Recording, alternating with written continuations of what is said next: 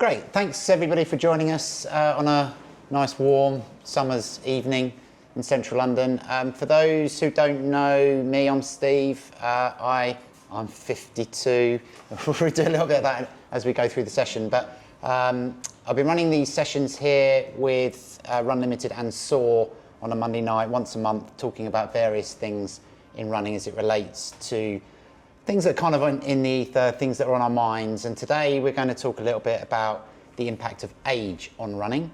And we're going to introduce, well, I'm going to introduce it with the concept of agelessness, which is an interesting thing that came up when I ran a series of podcasts and webinars last year with some older runners. And one of the people I was speaking to, who's approaching his 70s, he talked about how running kept him ageless. And it does it on two levels. So, and we explored that idea of agelessness, and we discovered there was kind of two levels. There's one level that when you're running, you're often running with people younger than you, and you're connecting with people who are younger than you in a way that you perhaps don't in any other world. So it keeps you young in that sense. It helps us understand what young people are thinking and feeling, and sometimes the way they act, and helps us explain a few things. So that was one sense. The other sense, which we're going to talk a little bit more about today, is that you can run and you can compete as an older runner within your own age group, but also beyond it. So we can compete at all levels, depending on obviously our abilities, but we can also compete with each other, which is a fantastic thing. And there aren't too many sports, I think, where we can do both of those things. In lots of sports, we can compete with people across age groups, but there isn't necessarily a critical mass of people of your own age. I'm thinking ball sports in particular. But equally, there aren't huge amounts of sports where you can really have good battles with people of your own age and compete, win medals, world records, and things like that. So I think it's interesting. So I'd like to explore that a little bit today, this sense of how we can compete as we get older, how we stay competitive. And we couldn't have a better person to talk to us about how we can stay competitive as we age than Claire. So I think most of you will know who Claire is. Some of you know Claire yourselves, obviously. Steve here knows that Claire has how many British and world records? Over 50, but she keeps setting them, so I can't keep So one of the advantages of being old is you lose count of everything. So we can't keep count of how many records Claire has. But I'll tell you that what you'll correct me if I'm wrong here, Steve. But Claire's PBs for the 800 is 2 minutes and 15. For the mile, it's 4:56. The 5K is 16:43. 10K, 35:17. Half marathon, 79 and change. And for the marathon, 2:53. Yeah. So those are her PBs. But in this year alone, 2025, and Claire is 61. That's right. 61, yeah. Yeah. 802 minutes, 30 seconds. Hands up who can still do that. Mile in 5:28. And a 5K in 18:09. I don't think you've done anything else longer as yet, have you? I did 5,000 on the track. That was 18:10 recently. 3K. 1500. Oh yeah, 4:59, 1500. Yeah. The 3K. I've done a 3K. Oh yeah. Yeah, 10:43. You set world indoor record at 3,000. But the outdoors 10:33. Yeah, 10:33. So yeah. So she's been faster, but she's still very fast. So yeah. I think the reason we've got Claire here today is because she is clearly an inspiration. She hates being an inspiration, I believe. Mm-hmm. That thought of people looking at what you're doing, because you're doing it largely for yourself, as I understand it, but we'll get into that. So perhaps we can start, Claire. Yeah. People are always interested in people's running stories, particularly older runners, because there's always this idea that, and Steve's a good antidote to this idea, that you have a limit to your training capacity of 6, 8, 10 years, and we don't endure. And you have, wherever you have it in your life, that's when you're at your peak. And I'm not necessarily sure if that's correct. You're saying after 7 years you tend to peak. Yeah, and then you start to. A lot of the theory and a lot of the science will say that you tend to go the other way. So if you start at 50, then you might peak at 57, 60. Yeah. So And then, if you start at 20, you'll peak. Okay. That's the thinking, but I'm not sure if that's correct or not. So anyway, talk to us about your background. When and where did you start running? It was before I was 45. I had the triplets. and I was finding it quite hard work looking after the three of them. And I hadn't ever run before, and I started to just run around the block slowly, just to clear my mind when they were, I can't remember whether I was potty training. It was about that sort of age, and it was all a bit hectic. So I just go for a very short run. And after a little while, I went round the block another time, and one of the mums from the school saw me and said, I think you could be a very good runner. You look really quite good. Why don't you join a running club? So I said to my husband, is it okay? I'm really enjoying my running because it had become a part of my life, running every day, just slowly. You know, I didn't know anything about running fast or training. So I joined Beckenham Running Club, and I think that was in the February. And by the March, I broke 40 for 10K. So it kind of happened quite quickly. And then I changed from Beckenham to Dulwich, and I started doing their track sessions and training twice a week and racing quite a lot. And then straight away, I was obviously a 1,500 metre runner, miler. That was probably where I shone. But because I was a member of a club, we did all different distances in the club chant. So we did everything from mile to 5Ks to 10Ks to half marathons to marathons, because that's what I did. How old were you then? I think I started training properly with a club when I was about 45. Yeah. But I had come from jogging around, so I had a base of running before I started training, and I think probably that's what helped me a bit, because I was just with my headphones running around to get away from the kids. I was actually kind of running quite a lot, and I found myself even like running to the hairdressers and having my, and things like that to kind of fit it in. So I had a base of running, and then when I turned up at Dulwich, I got a schedule and I started training properly, and then suddenly I realised, oh my goodness, this is all out there. I didn't even know it existed, and this is how people run fast. And I think I discovered that about 45, starting running on the track, doing sessions, doing hills, doing 5Ks, 10Ks, and it was a real kind of eye-opener. And I just realised it became a passion, really. So a bit of a shock, and then it was even more of a shock to me because I wasn't that way, that I was actually really good at it, because I'd never really been really good at anything. So it's kind of given me a confidence as well, that and a reason and a goal, and it, running does mean everything. So that's how it started at Dulwich. Yeah. So it started when the kids were being annoying when they were little, and having triplets is obviously an extreme way of having children. But what came before that? So school in your 20s? Yeah, no, I didn't. I was fast. I was like the fastest in the primary school, but it didn't really mean anything. And then my father got me into swimming, so I swam before school and after school, and I got quite good at it. But I really didn't like it. And I remember he used to drop me off at Beckenham, the swimming pool in the morning, and the cockroaches used to, like used to disappear. And I used to swim, and then he'd drop me at the bus stop, and I used to go to school. And then I used to then get a train to Crystal Palace to train in the evening. And I even pretend to miss the train and things, because I didn't want to go. And I think that's the difference. I didn't want to do it. And if you want to be good at something, it's got to be a passion. And as soon as I started running, I thought, oh goodness, if only I'd done it when I was younger, or maybe it wouldn't have been a passion then, I don't know. This is different, and every day I get up and I think, today I'm going to probably say, I don't feel like going for a run, and yet, like nearly 16, 17 years later, it's top priority, it's what I want to do, really. So that I was good at school at running, I was a good swimmer, and that was it, really. I used to keep fit, had the kids, and that's when I started. So you kept fit through your 20s and 30s? Yeah, just doing, aerobics and things classes like that. in the gym and stuff like that. Nothing And you were working hard at that point? Yeah, working up here, actually, in Cornhill, so working hard. But then when I had the triplets, I had to give up work, because I would have had to have hired 2 nannies, so it wasn't kind of feasible. So, I think they were about 5 or 6 when I started, which was a bit of a shame for them, because it really took off and I started doing loads of competitions. So my poor husband then was like at home with them. But having said that, I wasn't working, so I also spent quite a lot of time with them as well. So I was there for school runs and everything important. We'll interrogate another time whether Lucy... Sorry, that's Lucy, that's one of my triplets.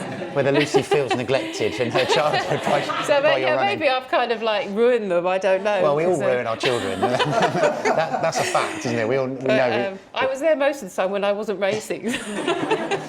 And I'm sure, did you used to go to watch her when you were little? Yeah, no, she would, no, they did come, they did. Yeah, no, Lucy's very good, so that was, so that's it really, yeah. And your parents, were they athletes? Did they? Yeah, my dad is really competitive, really sporty, very good cricketer, footballer. He's really, really competitive, and at 93, he watched the test today, and he watched Wimbledon all last week, and he came to, I used to do lots of park runs, he came to nearly every park run on a Saturday. He was a real supporter, but he's just got a bit too old now at 93. He can't walk very well, but he's still one of the big supporters. Whereas my mum, who's tiny, doesn't really get sport, but yet still walks the dog with me every morning at 90. So we walk for 40 minutes. So I think it's kind of a mixture of my dad, who's kind of really kind of competitive, and my mum's kind of the fact that she can still walk at 90. You know, she still kind of rushes about a bit. It's kind of a mixture of both of them, really, I think. Yeah. And the other thing I was going to say, when I was young, I wasn't competitive. And then all of a sudden at 45 I've started running, and I didn't want anyone to beat me. All of a sudden it became like the most important thing, and oh my goodness, I hate losing in races. It was just like I had to win, which is really strange because I wasn't that way inclined when I was younger. So why do you think that happened? I don't know, and even now I hate it. So, you know, I am really competitive, and certain people, but now it's more my age group. Obviously, I have to kind of let the youngsters go. But I hate not winning. I get in a really bad mood, so I do take it quite seriously. Do you have a nemesis? Lots of people Yeah, I choose a do have. nemesis. Yeah, I've had a few of them. Yeah, and they're probably really nice people and everything. They almost certainly are. They're I only runners. talk to them when I beat them, so. No, there are certain people probably. They know. I really like them, but it's just certain people you don't. You know, in a cross country, you see them up ahead, you've got to beat them. So. Yeah, you must beat that person. Yeah. I always remember thinking that when I started to slide in cross country in particular, I used to get frustrated. I used to lose to people in long shorts and weird socks. T-shirts. It's like really frustrating. Yeah. Don't get beaten by those people. Yeah. Anyway, so you started training properly at about 45. Yeah. You're 61 now. Yeah. You haven't had a massive injury break, have you? Do you know, I've had, there's quite a few more than you'd probably think. Right. I had Achilles, so maybe 5 or 6 months. I had a plantar problem. Probably the worst thing I had was COVID. Oh, yeah. Yeah, I was really quite poorly with COVID, so that went on for months. I couldn't run properly. I felt really fatigued. So that was probably the worst thing I felt, and it was the hardest thing to come back from. For some reason, it really upset me. I could hardly walk with it. Yeah. So. And then I started to try and walk because I kept thinking, I've got to put something on Strava, I've got to do something. And I'd go for a walk, and do you know, I fell over. I used to keep falling over. I was dizzy, and it was just really, really bizarre the way COVID affected me. Dizzy for quite a long time. But then gradually kind of got stronger and stronger, and now I try not to think about it, because I think if you think about it, you can say the reason why I'm slowing is because you've got long COVID or whatever. It is a thing, I'm sure it's a thing, but I just try and forget about it and crack on with it. But it was a horrible experience. And when you're going through that and some of those injuries, something I often think, and have done for a few years now, is every time I get something that's knocking me out for a period of time, and I had COVID too, nowhere near as bad as you, but it was definitely 4 or 5 months before I was anywhere near back to full capacity. It was like, this is the end. It's finished now, and I'm over now. And I'm sort of in that headspace at the moment with a few things, thinking, I think I'm done. Yeah. Did you have that thought? Do you know, or I have you never pushed think through it? I think I'm so pig-headed. I just kind of crack on with it. Yeah. And also when I had like my plantar, the major injuries I have, I would then. There was a place up at Crystal Palace where they had a watt bike class. They had watt bike classes, and every time they opened the door, I was there. So they did 2 classes on a Saturday morning, 2 classes on a Sunday, and I used to do double ones. And the first one would kill me, and then I'd stay for the second. And you know, only the really mad people would do 2, and I did 4 over the weekend. So basically, if I can't run, I make sure that I do something so that when I can run, I haven't lost anything. So I would say that I've actually been super fit for almost since I was 45. Yeah. Because some people let it go and then come back. I'm too scared. I keep fit in another way. Yeah. Because I love cycling and I love swimming, so I'm quite lucky. So I can do it. I can swim well and I can cycle. And watt bikes are addictive as well. They're almost like doing a track session because they're so hard. So, you know, basically that's what I do. So. But that's what COVID was different because I couldn't do it. Yeah. I think injuries are one thing. Is you can go off on a lovely bike ride, but Yeah. the COVID thing was more scary because you weren't totally certain that you were going to ever come back. Yeah. Yeah. It's just more like a fatiguing viral feeling that Yeah. I had.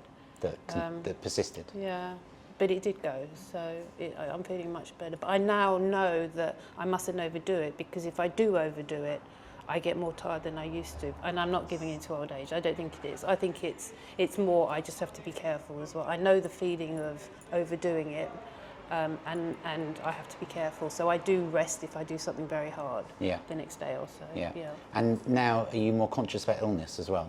So, no, probably No? not. No, I don't seem to get ill that often. So it's only slightly more fatigued, I think. Yeah, and I think Okay. my breathing's back to normal as well. So very good. yeah. So, started training 45, you're now 61, so you've had 16 years of good training Yeah. with bits of on and off. What's changed in your training from the early days to now? What's different? I think I was religiously doing a track session on Tuesday, track session on a Thursday, and I would always race at least once at weekends. I think then we went into COVID, and that changed me slightly because we couldn't train with people, and I carried on doing that because I'm now at home. I can train during the day, so I started doing the sessions but training by myself, which is probably a big mistake, because I think it's really important to train with people. But because I'm around during the day, I now do a session on a Tuesday and a Thursday, but I do it by myself. But that way, I can do what I think I should be doing. So if I've got a sore foot, I don't automatically go and join the club session. I'll go and do hills on the grass. Yeah. So I think that's why I've actually, touch wood, had the last, almost since I came back from COVID, almost injury-free, because I don't make myself do anything. And if something's hurting or I don't feel like it, I just do it on the Wednesday, because it's only a day, it doesn't really matter. Yeah. But in the old days, even like when they had a parents' evening at school, I'd have to kind of try and get out of it and go to track.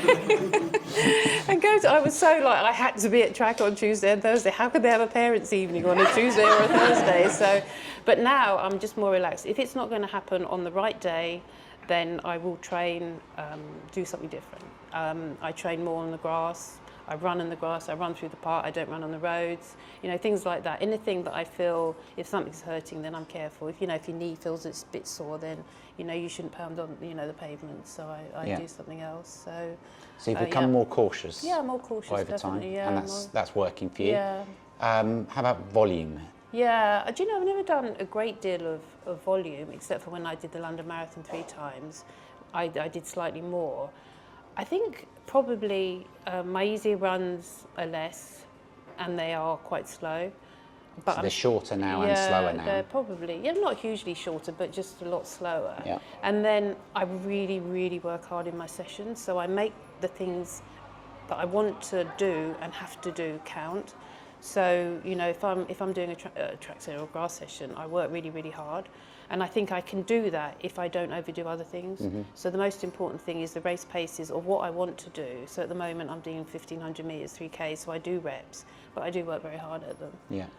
Because that's the key, isn't it, really? You have to, it doesn't matter how long you run slowly or in between, the main thing is to get the right paces, I think. Yeah. It works for me anyway, Yeah. so everyone's different. And that's something I think everybody can apply to their training, is that, make sure that you're running your sessions hard. Yeah. And not doing so much outside of your sessions that you can't run your sessions hard. Exactly, You've yeah. definitely got it wrong if you're too tired to or run your sessions. if you're running the grey area so that you haven't got the energy to, if you've got to run a 3:30, there's no point in running the day before a really hard road, whatever, and then not be able to do it because you haven't got the energy to do it. Yeah.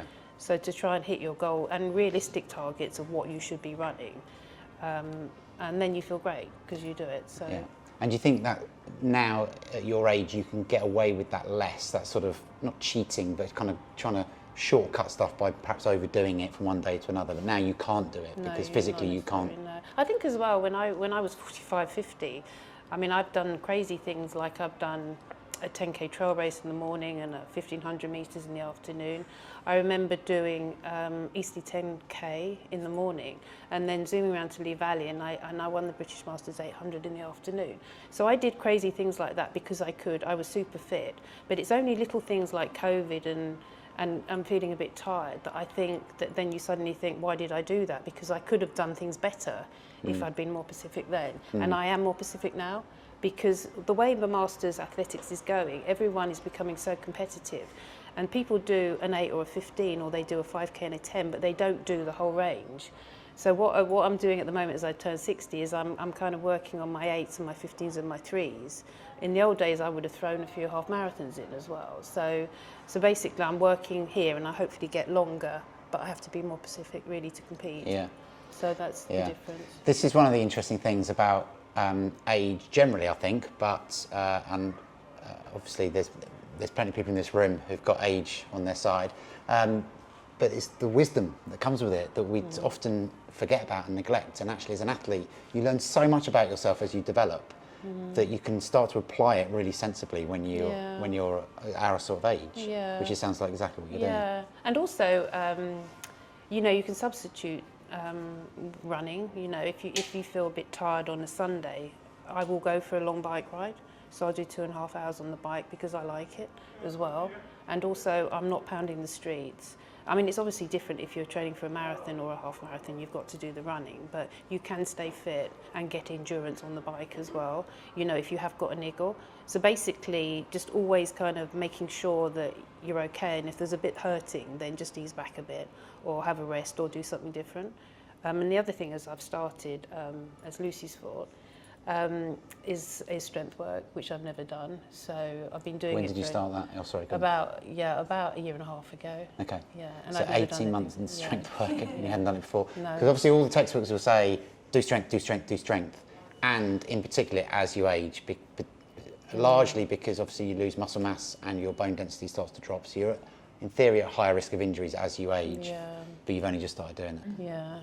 I think probably because I can swim and I cycle. The cycling did my legs, the swimming did my arms, and I ran. So it didn't really appeal to me to go to a gym. Yeah. So now I've been doing maybe 3 times a week, sometimes 4, of strength work, and I must admit, I feel amazing from it. Do you enjoy it? I love it, yeah. Now I'm a bit, So now you've got into it, you started to enjoy it. Yeah, it's the same. I think it's because you do I was saying to someone that the body pump, you do the same things, and then you gradually feel yourself getting stronger, so you put more weights on, and it's just vaguely addictive, really. So here's the next thing, and it's related, I think. So what drives you? Because it's clear that you're still wanting to definitely push and push and push and see what you're capable of. Yeah, no, definitely. I think I am competitive, and the other thing is I keep thinking I know I can do it, and I look at times and I look at 60s times, and I have the confidence to say that I really do think a lot of the times I should be able to do. I don't know.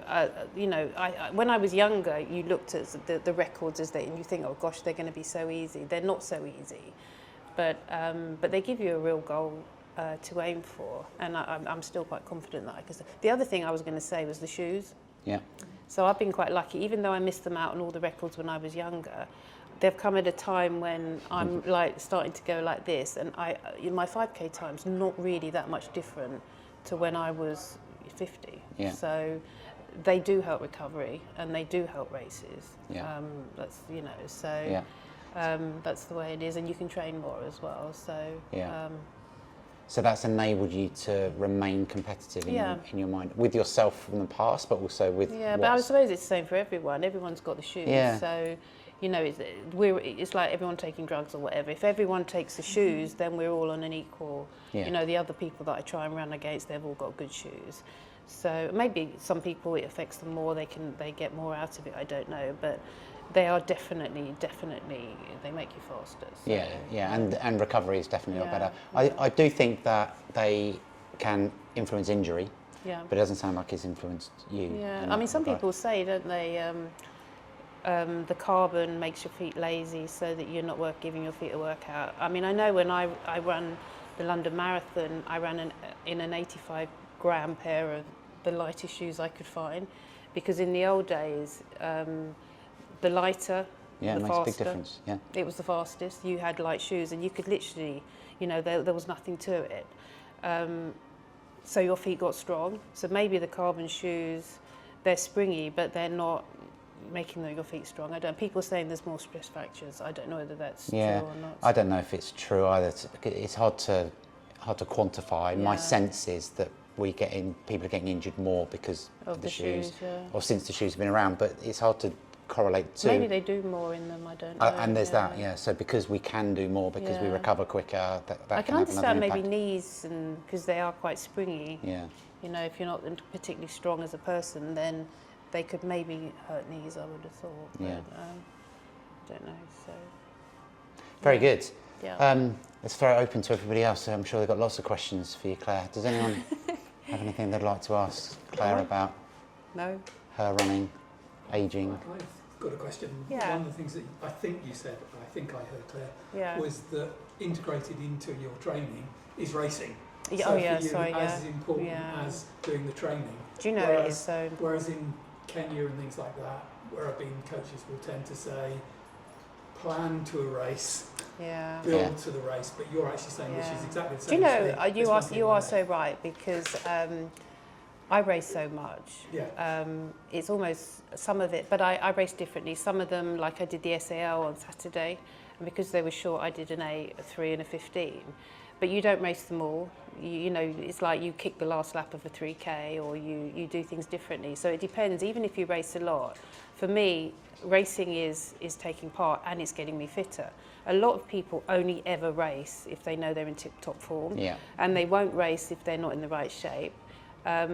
And I think probably maybe when I was 45, 50, I was slightly more like that. But now I don't mind if I go to a race and I don't win it. I know it's good for me, especially on the track. So I do race a lot, and it is part of my training, I think. And the other thing I think about racing a lot is you don't get so nervous, because in your head, you know there's another one. Yeah.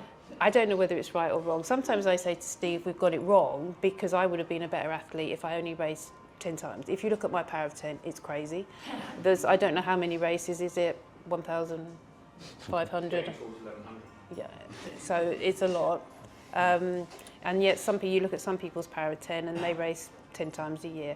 I think it's probably, I don't know, everyone's different. I don't know what you think. You're the coach. I agree. I think we under race. I think you're exactly right, especially in the age of social media, where we really want to present our best selves. And I think, therefore, we want to be PBing or not at all. Yeah. And I can sometimes see people even pull out of races because they're not going to PB in the race. You think, well, you've missed out on an opportunity to learn how it hurts at the end of the race, or to push yourself in the last kilometre of a 5K or whatever it is. Yeah. And to get fitter, right? Because you can get fitter from racing. You know, racing can be an important component of, as you demonstrated, your fitness. You can race to get fit. Yeah. Well, I suppose maybe there's a fine line between racing over racing. You can't expect to be at your best all the time if you're racing but a lot. I can't actually imagine like training for 6 months to run a race and then it goes badly. Yeah. I just think, well, that now you're speaking to the marathon runner, and the marathon runner, as I am, more so than Claire. The calculation is that, of course, as you get older, and I am, you don't have the availability. Yeah. Do you know the other thing is that exactly. So you need to race. You need to, and the other thing is, if you wait until you think you're 100% fit, it might never happen. So you know, if you are consistent and you're doing okay, then you set a target. You say, I'm not 100%, but I'm going to aim for this, and then, you know, then you're happy with your run as well. So, and then you do another one, and you're getting fitter. So you've got to have bad races as well. I've had, you know, loads of bad races, and it kind of gives you an incentive to, you know, to try again and keep doing it.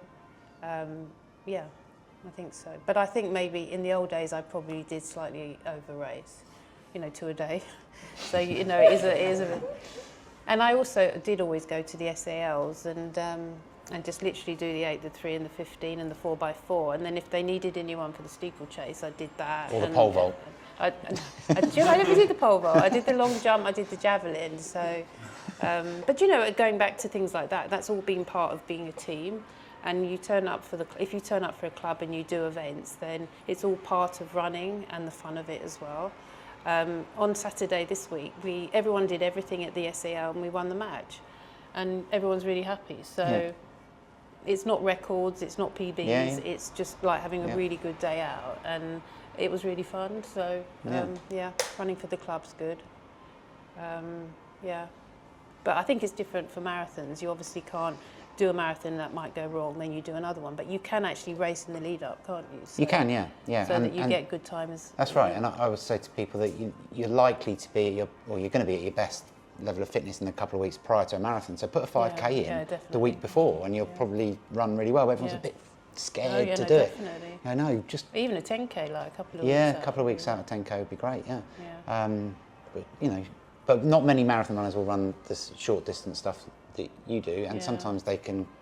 I see a lot of goal creep as well, so people wanting to do a bit of everything. And that but I think maybe the reason why I've had like 16, 17 years of running is because I do cross country in the winter. I do a bit more miles, and then gradually throughout the summer. I mean, last summer I was doing about 30k a week, but I was doing track races. So you're resting, but you're getting speed. So then you do the relays. So you come out after running track races to do the relays, and you're getting speed. And then you do the cross country, and you get stronger, and that's good for you off road and everything. So if you do that, it's not like always training for a marathon or always training on the road for a 10k. And the speed on the track helps everything. So if you improve your mile speed, through the summer when it's hot, it can only make everything else fall into place. I think that's maybe why it seems to have worked. Yeah, that definitely seems to work for you. Anyone else, John T? You mentioned obviously very competitive. What are the most races that you're looking forward to for fun, also for? Yeah, do you know something? Yeah, I think the strange thing about it is the ones I look forward to, I tend to do better in. I find actually probably the most stressful ones are the British Masters, or if I go to a World Championship and you're running against people in your own age group. That's when it's really competitive. Whereas if I do an open meeting and I'm racing like a whole load of under 13s and 111s, the pressure's on them. To beat the old lady. They tend to for the first 200 metres until they kind of run out of puff. So I think the most stressful, is in racing people of your own age. If they are competitive, then they're the ones that I get really nervous for. The other thing that's happened to me is all this about chasing records, which is great, but it's not always fun because you know what it's like when you're running a race and someone's shouting too slow, too fast, too slow, too fast, too slow, and then you don't do it. And even though you've run well, it's a disappointment because you haven't achieved a record. So sometimes I think it's not good for me, the whole record thing, because a lot of the time when I've had a really good race, I've been disappointed, and you go away disappointed. And I have to kind of talk to myself and say, look, you can't be disappointed because actually it's okay, even though it's not a record. You can't always. What is a really good race for you? Because it's not necessarily. Well, no. The other day I went to Tonbridge, and in the old days I ran quite fast 15s, and gradually, with the same effort, you're running slower. So you've got to change your targets. So I went to Tonbridge and I thought it'd be really good if I could break 5 minutes. It's not a record because I've run 4:57, so I have to kind of speed up a bit. So I went there and I ran 4:59.11 without really kind of taking times in, just running relaxed, and I did it. And I felt really happy with that. But then on the way home you think, well, wasn't that hard. Why didn't you run a bit quicker? If you'd gone a bit quicker and you'd run 4:55, it could have been a record. So there's always things you can aim for, and there's always reasons why I go home grumpy, because once I've thought about it, I think, no, I should have done better. But on that race, you did become the oldest person in the world to break 5 minutes. Yeah, I did. But you're still That's the yeah, so she cuts herself a little bit of slack. There's no one else who's done it faster than you. No, at 61. Yeah. So, but I suppose, I'll see. Hopefully I can go quicker as well. So. But running is like that, isn't it? At any age, we are always looking ahead. Yeah. Whether it's in a race and you're looking at the people in front of you, never looking behind you, or you certainly shouldn't be anyway. You're looking ahead of you, and when we're running times, we're looking at, well, I've run a 17-minute 5K, how can I run a 16:30? Yeah. That's always what we're thinking. But that does get harder as we get older, so because obviously naturally we're going the other way, but so what you're doing is you're setting yourself different targets. Different targets. So even though you're not PBing anymore, you're setting yourself targets you think you can achieve that are motivating for you. Yeah, no, definitely. I think I think that's definitely the way as you get older. As I say, you're training hard, the races feel hard, and you think you've run fast, and then you look at the watch and they have actually slowed. You've slowed quite a lot. So I think you've just got to be realistic. Be realistic, set goals, set times. Having said that, you said that some people can still be PBing if they started late. Yeah. So there was one lady I was talking about earlier, a lady who's called Sarah Roberts, and she's 75. And she's running PBs at 75. Yeah. She started in park runs. What did she run for 5K, Steve, Sarah? 21 minutes. 21 minutes at 75.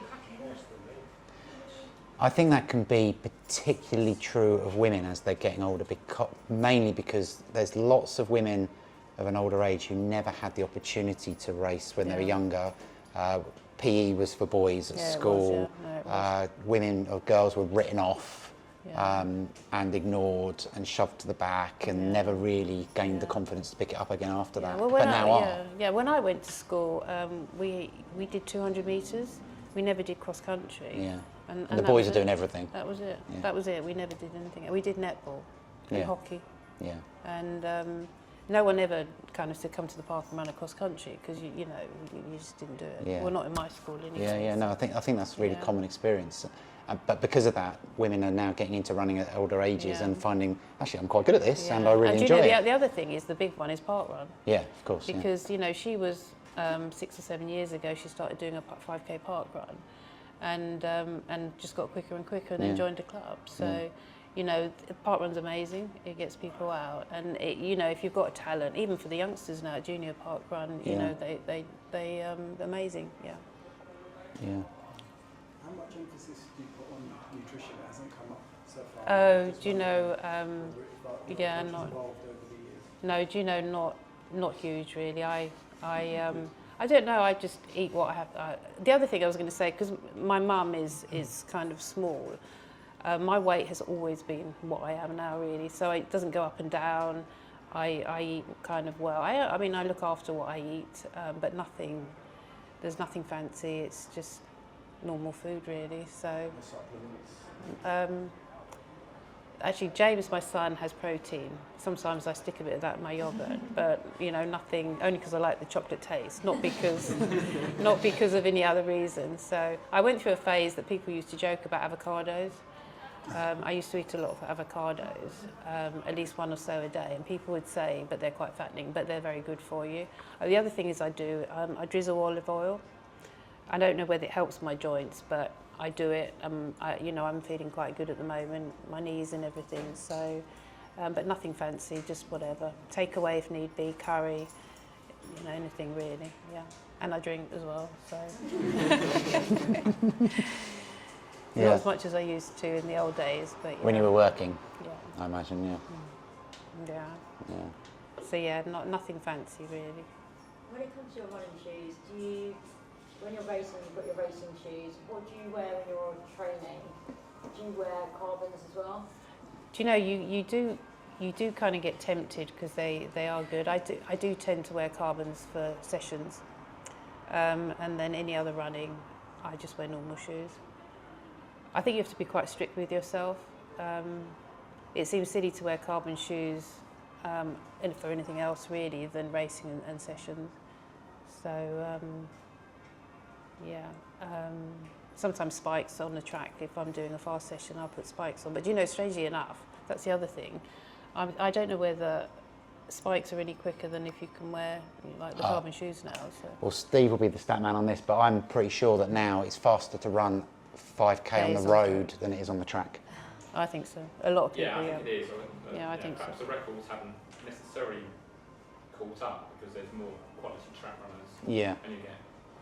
Now on the track you've got the pacer lights. Yeah. You've got and they have quite fancy spikes as well. They do, They have but overall, I would say most people seem to run at the moment quicker on the road. Yeah. Because they're wearing better shoes. Yeah. But pre-shoes, it was a big difference, wasn't it? The track was much quicker. Yeah, much quicker. I would never ever not wear spikes on the track. And now when you put spikes on the track, I've done it recently. I've done track races in spikes, and you start running, and they just feel Like, it's like completely Claire flat. had a 5,000 British record last week. She wore trainers rather than. Yeah, because we're allowed. Yeah, we are allowed. But she had to make sure it was okay with the Yeah. organisers. It would still count as a record. Yeah. And also, they're kinder on your feet as well. Yeah. So, I mean, if you do a 5k, 10k on the track in spikes, Spikes, calves the next day. You know it. No, you do. You definitely. Yeah, yeah. Yeah. They do carbon in cross-country spikes now, don't they, as well? So, yeah, I mean, it is amazingly more fast and easy, I think, and recovery as well. So, What do you want to get your teeth into now? What's motivating you most? I've still got quite a lot of going back to records that I want to do, really. But my one goal is, you know, it's not all about records. It's about, I want to break 18 for 5k this summer coming up. Quite close to it, I'm getting quite close, yeah. So I want to do that, and I think I can. I'd like to do it on the track. I'd like to do it on the road. The 3k, I hope, is doable as well. But most people don't really know times for 3k. I don't know when anyone knows. Has anyone done a 3k? No. So that I did 10:33, and the world record is 10:29. So that's another goal as well. I want to do that one. So the 3k, and I want to get my 15 time down to anything over 450 would be quite nice if I keep working on it. I think a lot with me is because of in the old days I used to flip from one thing to another. If I stay at doing something for long enough, I think I can improve still, and I think that's probably why. No desire to move up in distance or anything? Yeah, but you know, the one thing is we talk about carbon shoes. It would be nice to do, because I haven't done a marathon with carbon shoes. So it would be nice to give one a go, even a half a go as well. So I think I'm doing short, and gradually I hopefully build up. So, but you know, it's unfinished business with marathons as well. But then you might get injured, so because you know when you do more miles. Yeah, it is a bit more of a risk, and again you're placing more emphasis on the single individual race as well, as we spoke about earlier, which is tough. So it can be tricky. You're there. You're thinking about the short term as well. What about, is there any? Do you think longer term in terms of your goals? Yeah, I suppose I'm 61. That's the other thing. You're not thinking of 65 already. No, and but the you next know set what of happens goals. after a year or so. You wish you were, Yeah. which is like you don't. You know, most old people. I always remember talking about my. I've got an Oyster card, so I get free travel. So when I go to SAL and races, I don't have to pay. In the old days, Mummy said that when all her friends got their 60s free travel, they used to hide it and like pretend they didn't have it because they didn't want everyone to know their age. And I'm thinking, my goodness, you know, all us athletes, we're actually proud because we're 60 and we're 65, and you almost brag about it rather than kind of keep. And that's how things have changed, really. No one wanted to accept, you know, no one wanted to say what their age was in the old days. So, but the Oyster car was amazing. It's really good. It's really good. It's really. I brag about having Do you? Yeah, it is fantastic. So, I know it's so good. Yeah, actually, because I used to cycle to a lot of places, but now I can get public transport. So all good. Yeah. So. Yeah. Anything from anyone else? I love this concept of as you age, you get more competitive. So it's nice you talking about the ethos of parkrun and how much of a difference that's made. But I can tell you, when you get to a certain age, the guys that are all standing around at the beginning, that are around the 65, 70 bracket, all eye each other very desperately. And most of them tend to have been very good club runners during their life. So that area is getting more and more stressed. But you know, the thing about the park runs, they've now taken that away though, haven't they? So I think it's a bit of a shame, because I think there's a lot of people that, you know, 60, 70, 75, their goals was to go around to different park runs and to get course records. Good question. Yeah, exactly. If you come into the finish funnel and you've got a guy that's looking slightly older than you, you do say, what is your age? No, I think it's a shame. I think it was a good incentive. So I mean, talking about age, it was a real incentive to get parkrun course records. Yeah. So, I don't know. I'm not going to get involved in that. But, it seems a shame. Because you do that, Steve, don't you? Yes, I lost my one course record on Saturday. I was really pleased that I ran my fastest time all year, but when I got home I found I'd lost my 65 course record. Yeah, disappointing. But I've been happy because I've done what I said. Is that the only one you had? It's the only one I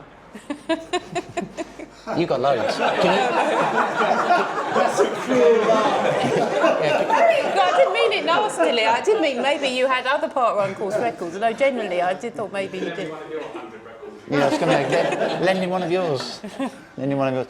Yeah, but I mean, looking at everyone here, aren't you all competitive? Don't you want to be, I mean, that's what it's all about, and that's probably why we all run, because we all have people we want to beat. And within a club, since I've started running at Kent, it's not just beating people that, it's trying to score or, keep up with other people that you train with, and you want to kind of be in front of them. So you're even racing people within the same club. So Are you always focused on the women in the race? Or do you actually get into I think probably more the women, but there's also a lot of men. If they see someone, a woman, they do try quite hard to. They do try hard to kind of beat you. So I think on the whole, I've now accepted that I can't win things, because I did used to win like big races and things. So I mean, it's hard, but I just kind of now got to a point when, once people start beating you, then I've just got to beat the ones that matter, really. So that's it, yeah. And use the competition, the people around you as fuel for yourself. Oh yeah, no, definitely. And I do think cross country is a great way of getting fit. And, and that competitive edge that you get from cross country. So, yeah. It makes you tough, doesn't it? Yeah, definitely. Anybody else before we? Or were you going to say something? You were going to ask Lucy whether she's scarred. Oh yeah, well, originally I was going to ask her whether she was scarred. We'll ask her that in a minute. But is what you're hearing from your mum now? Is this real? Is this your mum? Yeah. Your experience of her? Yeah, definitely, yeah, 100%. Does she inspire you? Yeah, 100%. Yeah. And how much of what you do is about your children and inspiring them, or is it not at all? No, do you know, I actually think I would have thought that I might inspire, but I probably also annoy, I would have thought. I think it's probably, not everyone has a mum like me, so, I mean, Lucy it was quite nice, because in the old days I used to pace Lucy when she tried to break like 5 minutes for 15, or I remember 20 minutes of park run. And now it's the other way around. So she was trying to get me under 5 minutes. So we've kind of the role reversed as things, but it's fine. It's fine. It's like the boys as well. You don't mind your children beating you so much. So no, it's fine. Very good. Yeah. So hopefully we've got a sense of Claire, obviously, but also a sense of the idea of agelessness. So we don't have to be inhibited by our age. This is a big lesson for me, because I personally, and Claire and I spoke about this the other day, I do feel a little bit beaten up by my age and how hard I'm finding it.